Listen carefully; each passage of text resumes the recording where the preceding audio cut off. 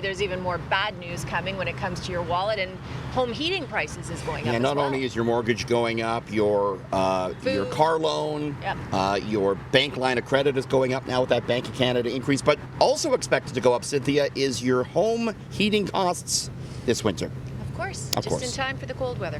It's tied, of course, to the price of natural gas, which has steadily risen this year. And it's expected now to jump another 30% this winter. So your heating bill, if you have a furnace, 30%? 30%. Ouch. And you may recall in June, the Ontario Energy Board approved a 20% increase to nat gas for companies like Enbridge. Enbridge, by the way, not allowed to turn a profit on this. They just have to keep up with where the price is on the open market. But it's been going straight up. And what's expected to contribute to this 30% increase we're expecting is Russia, which is a big natural gas producer. Sanctions are being put in place there. That's right. People are talking about a colder than usual winter possible. Ontario Energy Board, Cynthia, says the average Enbridge customer is paying $126 a month right now for heating, so that could be going up 30%. And with everything else costing more, this is just bad news. It's really going to stretch a lot of people pretty thin, I think. Definitely. And look at Europe. I mean, the cost is going up in Europe, and they're talking like 80% increase in heating.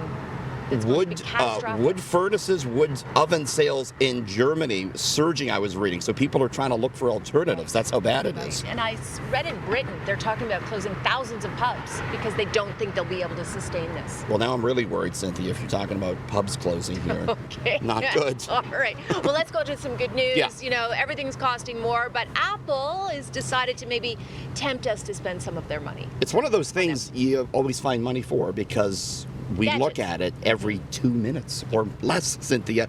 The new iPhones announced by Apple today, the 14s, Cynthia. They have now a new design at the front. The notch is not as prominent, so people like that. They are able to connect. What do you mean the notch? You see the little notch at the top of your phone right Yeah. there, the black notch? Yeah. They're making it less visible Really? in the new Okay. ones. But get this, the iPhone 14s will be able to, for the first time, connect to a satellite if you're not within range of a cell phone tower. The idea is not so you can check your Instagram in the middle of the forest, but if you're lost, you can send an SOS message out. I like this. Yeah. New watches also available, aimed towards the outdoors person. They have a longer battery life. The new watch as well measures your body temperature, and Apple is building this as a way for women to track their ovulation. It'll be able to tell you when you've ovulated, Apple says. Important note here. Because we all need to know that, of course. Need to know that. Okay, sorry. I wasn't expecting that one. Prices, though, no higher than they were last year for these new devices. And everyone's really? like, oh, that's interesting that Apple didn't take into account inflation. So good news for the consumer on that front. Still $1,500 for a new iPhone if you want that. And I don't know if you can hear, but it must be Frosh Week because we've got a lot of U of T students, I think, walking by. I'm us resisting the temptation to join the kegger, Cynthia. here. I wish.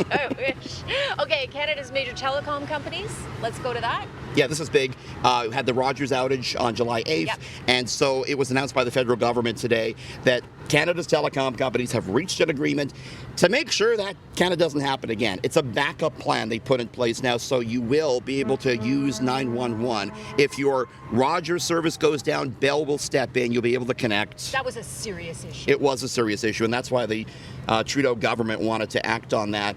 They also say further measures will come in 6 months to ensure the robust reliability of the telecom network. So some big news there to make sure we don't have a repeat of July 8th. Nobody wants that again. No.